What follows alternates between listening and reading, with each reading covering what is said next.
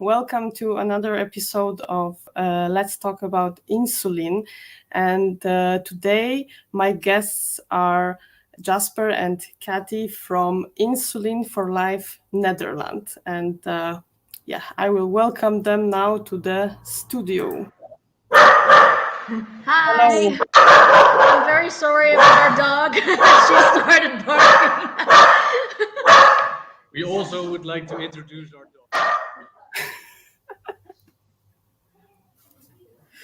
Perfect timing. Yeah.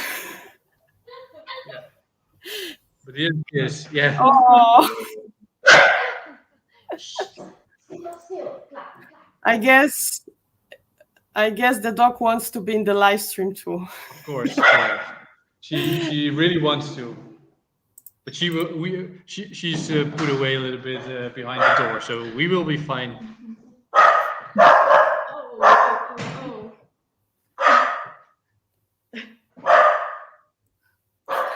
Sorry about that. That was bad timing. Okay, so please tell us how Insulin100 Netherlands started.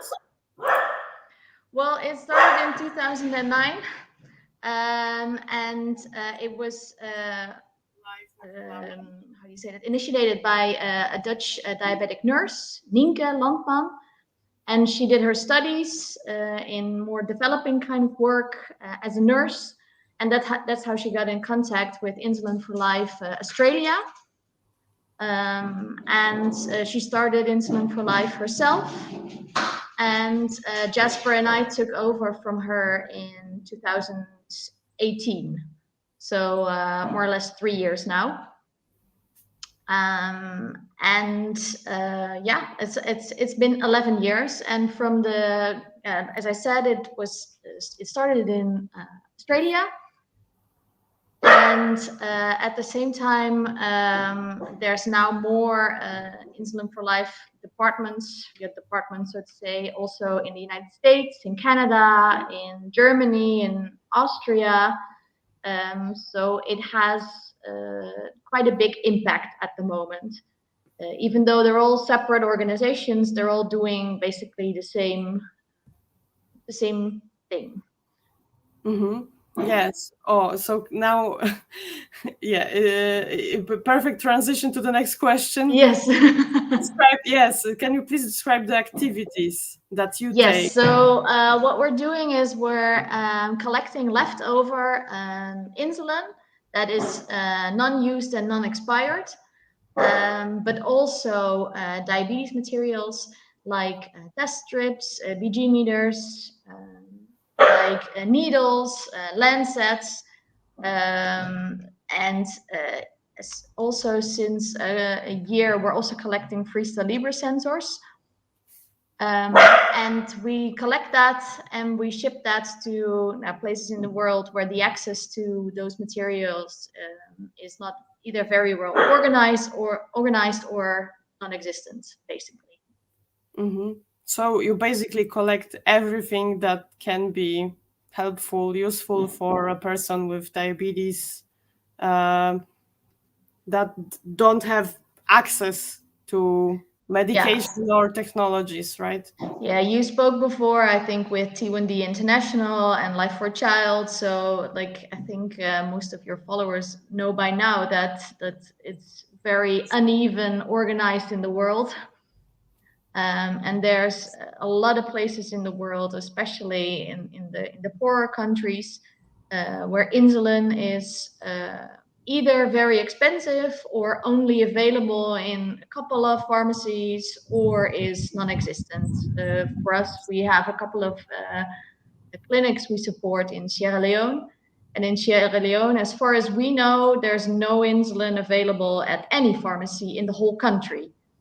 And type 1 diabetes is present all over the world, so also in Sierra Leone. So for people with type 1 diabetes or insulin and any other form of insulin dependent diabetes, that's a death sentence there, unless they get it via another source. And for some clinics, we are the source of their insulin and their diabetes supplies.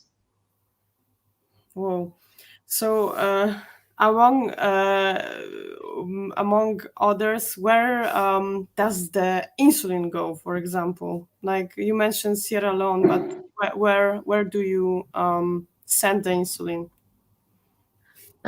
So we do have, we have 5 clinics in Sierra Leone, in different places in Sierra Leone that we support. We have an organization in Uganda that we support, in Democratic Republic of Congo.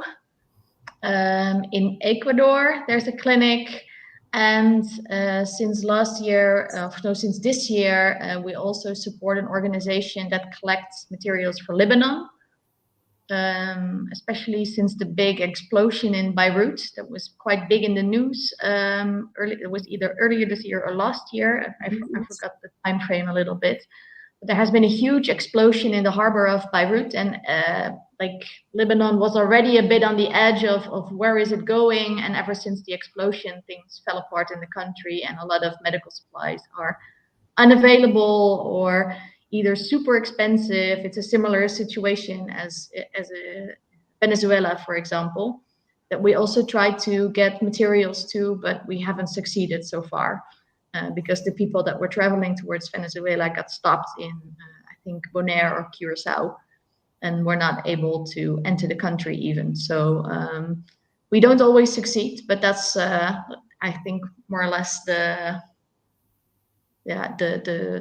countries, or it's not, of course, an entire country. We usually are in contact with one clinic that we then have a contact person with. So it varies, and sometimes it's a bit of we've had some go to Tanzania last year, and 2 years ago we had Zambia as well, but it is also quite challenging to maintain a healthy supply chain, so to say, because we're also dependent on people going there or traveling there, or if the contact person leaves the clinic, that we get another contact person, which is not always the case. So it also varies over the year. It can also be countries in war, or countries where there are nature disasters, for example. South Sudan was quite for a long time we supported that. Yeah. But they stopped because the area, how do you say that, calmed down a bit where they were. And they were able to get insulin and materials from a local pharmacy, which is for us always the preferred way to go, because that means that's a way healthier supply chain than being dependent on rich people basically having leftover materials. Mm-hmm. It sounds, I mean, for us people living in Europe, it sounds really like it's an abstract to think that you can't have access to insulin, right? But we have to be aware that it's going on all around the world, that and that we can do something, right? So my next question is, how can the diabetes community engage? What we can do as people who are more privileged and have access to technology and to insulin and other medication? First, donate your leftover insulin or diabetes material, of course, because we both have type 1 diabetes ourselves as well, and we understand and know that we also have some leftover as well, because we get a lot of stuff that we don't use. So you can always donate to us or to other Insulin for Life organizations, of course, all over the world. But also raise awareness, especially in countries like ours, the Netherlands, for example, but other European countries as well. There's just too much left over. There is too much being made that people don't need here. And this needs to stop. We have to be more we need to understand more, what do we produce and how do we need it and who needs it, and just don't make too much, and look to other countries and people all over the world as well, because it's good for us that we have it here, and that's we are really happy with this as well. But there are just too many people in countries all over the world who don't have access to these materials, and they should have a fair chance as well. Mhm. So depending on the country you live in, you can contact a chapter of Insulin for Life, right? The closest to you. Yeah. Is that right? Yes. And of course, there's still like so many places in the world where access is still a problem. And we don't think, like Insulin for Life, we consider it not to be a proper solution, because it's not. The work that other organizations do to make it available in the countries, and that also the big pharmaceutical companies take their responsibility and make sure that access is all over the world, and it's affordable as well all over the world. That's of course the solution. So we hope in a couple of years that Insulin for Life is not needed anymore. But we also need to be realistic that, like, for us, we took over, but we know that it's a very big responsibility, because especially in some of the clinics that we support, they completely rely on us to provide them with insulin, which means that if we stop doing what we're doing, it's very likely that people either will get very sick or even will die if we stop what we're doing, which is of course like a crazy idea to comprehend. But I think for us, it's always good to emphasize the fact that we don't think of Insulin for Life as a solution. We think of it as a bandage on a huge problem. But at the moment, it's for us the best we can do, because if we stop doing it, people die, and which is for us, of course, a reason to keep on doing it. You're doing an amazing job. And I hope that in the future there will be more like sustainable solutions rather than, as you said, a band-aid. Especially during COVID, like we rely on people traveling from Europe basically and bringing the materials to the destinations, because sending it via post is very expensive and also risky, because we sent a couple of months a package and it got lost. Luckily they found it again and it arrived, but that's a very big risk, and you also don't know the circumstances, because usually a package going to Africa goes to like 8 different countries before it arrives at the destination. So we usually have people from Europe taking it in the plane as luggage. And with COVID closing down like lots of borders and stopping lots of air traffic, we immediately noticed how vulnerable basically our whole supply chain is. So it's tricky what we're doing, and it's also of course a gray area. And I'm very sorry about the dog. But it's very serious. We have been in discussions with people. We maybe need people to ration their insulin to make sure that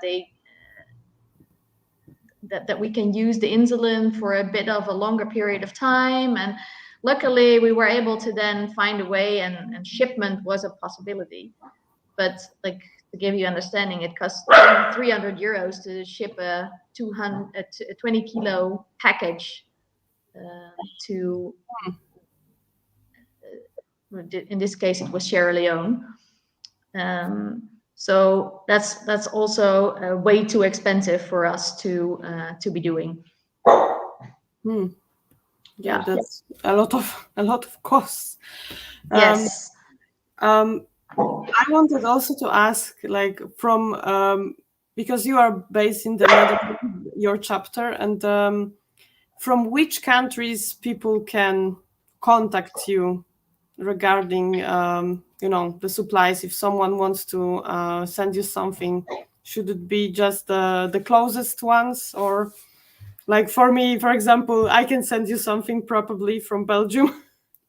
Yeah, we do get some people from Belgium sending to us, which is of course great. We usually, when people ship from a bit further, we're a bit more, how do you say that? Our criteria usually go a bit up to within the Netherlands, we usually say to people, oh, send it to us. And then we sort out what can be used and what not, if we're in doubt. But when people have to ship it from further away, it's of course also a bit more expensive. So yeah, look for the closest chapter in your neighborhood. We've received stuff from Sweden, even from Italy, from France. So like people are willing, which I'm always amazed by how willing people are to ship that to us. So yes, that's of course is that possible. But yeah, like our main target basically is the Netherlands.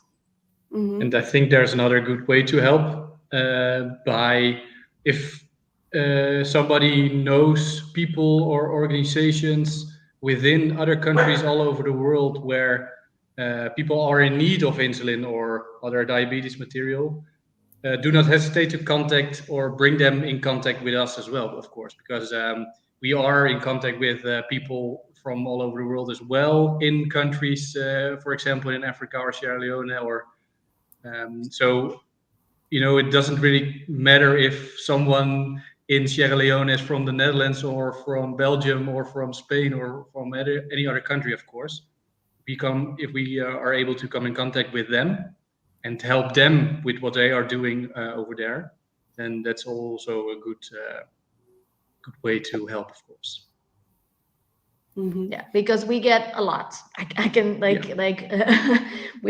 have a lot of stuff. We have a lot, which is also quite disturbing to know how many things are left over and are otherwise going into the bin. But yeah, the only thing what we now notice is test strips. One of the main things we are a bit short of lately is test strips, and that is because of it's basically the Freestyle Libre effect. In most countries in Europe, and it's also in the Netherlands since 2019, Freestyle Libre is covered by the health insurance in the Netherlands for all people with type 1 diabetes. And we see a decrease in donated test strips because of that. We're experimenting with some of the organizations that we support also with Freestyle Libre because of the lack of test strips that we now have. But yes, test strips that are a maximum of 3 months expired are very, very, very welcome at the moment. Yes, and I think it's also a good call, like to the community that pay attention what you're doing. If maybe you are not getting too much stuff because you are, wasting. If you are not going to donate it, you're probably going to throw it out. So it's also good to pay attention what we use and how much we use. But if we have too much, then Insulin for Life is a good organization to contact to donate, and you can visit the website, and you can also donate, right, to your organization. Yeah, and if in any doubt, you can always send us either a DM on Instagram or Facebook or an email, and we will tell you if we can use it or not. So. Mm-hmm. So it's better to first contact you and maybe send description or a picture what you have, and before sending the package. Yeah, we don't have our address published on the website because of that, because we noticed, especially in the beginning, that we were getting lots of things that were either very, very, very long expired. Mm-hmm. So we want to, and also when we're on a holiday or anything, it would be good for people to know that they cannot ship stuff to us. So that's why we always ask people to contact us for us to do a double check if we can actually use it, and also so we can manage the when the packages arrive at our place. Great. Yes, I hope that, as you said, you are doing a great job, but I hope that such organizations won't be needed in the future, that everywhere there will be local, strategies, sustainable programs for people to access everything they need. And I think it's like devastating that when we talk about low and middle income countries, it's about the basics, that people don't have test strips at all. And for us, it's like, I don't know, I don't have time to change my sensor, and I freak out that I don't see my readings, and people have like 1 test strips per month. So yes, I think we should be aware of that we are super lucky. We are, and at the same time we always say that people should not feel guilty for having access to it, because we know already that diabetes is hard enough even with all the technology that we have. So we don't want to guilt anyone in feeling guilty about having access to all the technology. But I do agree with you that it's good to know that there are places in the world where getting access to insulin is even a problem, which is of course a way different point of view. Yeah, and I mean, helping nowadays it's really easy. If you can donate, or you can send the stuff that you don't really need and help someone else. That's great. So thank you very much for thank you coming and for talking in today's live stream. I encourage everyone to find your local chapter, chapter closest to you, if it's not in your country, of Insulin for Life. And fingers crossed that one day everyone will have access to everything they need, every person with diabetes. Definitely. Yeah, and that's a good way to close this. Yeah, thanks a lot, and good night. Good night to you too. Thank you. Thanks.